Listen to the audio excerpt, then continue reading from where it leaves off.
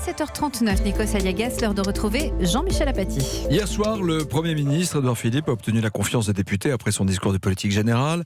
363 voix pour, 163 voix contre. Édouard Philippe sort-il renforcé de cette séquence, oui, Jean-Michel Apathy ? C'est une évidence, mais c'est aussi un miracle parce qu'Édouard Philippe vient de traverser une très longue période de contestation sociale, les Gilets jaunes. Il a perdu des élections. La liste qu'il soutenait avec Emmanuel Macron lors des élections européennes est arrivée en seconde position. Alors même qu'Emmanuel Macron s'est beaucoup mobilisé pour dire il faut que cette liste termine en tête. Donc dans ces conditions, sortir avec un vote comme celui-là à l'Assemblée nationale, sortir de cette longue lessiveuse, oui, c'est un peu miraculeux. Et comme souvent, les miracles ont des explications simples.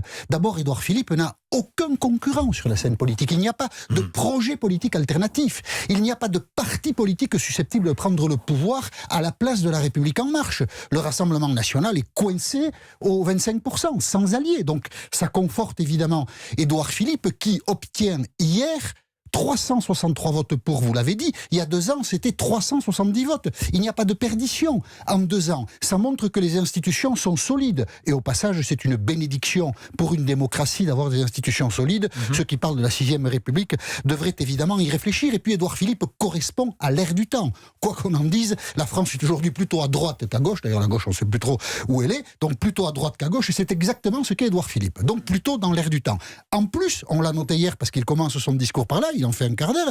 Édouard Philippe sait s'adapter à l'ère du temps. C'était assez fort de voir à la tribune un Premier ministre dire « Je suis un ancien de chez Areva, l'écologie pendant longtemps, ça n'a pas été mon truc, mais maintenant je vais m'y mettre ». C'était assez fort, ça correspond évidemment, on a bien vu que le vote écologiste dans les démocraties occidentales, les démocraties européennes, était un vote qui montait, donc ça correspond à quelque chose et Édouard Philippe s'adapte, même si sur l'écologie, son discours était quand même assez faible, il n'y avait pas grand-chose, vraiment là-dessus on peut et sans doute on doit mieux faire. Donc voilà, Édouard Philippe, armé pour l'acte 2 du quinquennat, c'est la communication gouvernementale qui appelle ça comme ça, acte 2 du gouvernement, qui est un acte 2 qui se profile quand même très difficilement. Il y a les retraites, une hypocrisie formidable dans le discours d'Édouard Philippe. Il n'y a plus d'âge de départ à la retraite, il y a un âge d'équilibre maintenant. Vraiment, on nous prendrait pour des benets, qu'on ne nous sortirait pas de concepts comme ça. C'est de la sémantique, c'est de la com, c'est ça oui, que non, vous dites. c'est insupportable. Parce qu'on va travailler plus, en gros. C'est ce qu'il dit. Si on dit, voilà, on partira à 64 ans, on partira à 64 ans. Il faut assumer les choses. Enfin, ça, c'est quand même le minimum. La PMA en septembre, il y aura évidemment des manifestations, des mobilisations.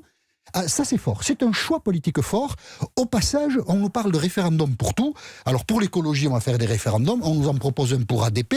On ne fera pas de référendum pour la PMA. C'est peut-être un peu tôt pour poser ce débat, mais enfin, si on parle de démocratie à propos de tout et de rien, faire la PMA comme ça, sans en discuter devant la société, ça peut aussi être discutable. Donc, beaucoup de choses discutables dans le discours, beaucoup d'obstacles pour Édouard Philippe, les élections municipales qui peuvent être aussi du désagrément. Personne ne peut dire que le Premier ministre est en poste là, aujourd'hui, jusqu'à la fin du quinquennat, mais tout le monde doit convenir qu'il n'a aucun remplaçant potentiel. Donc, Édouard Philippe est assez fort, c'est une évidence. Le point de vue de Jean-Michel Apathy.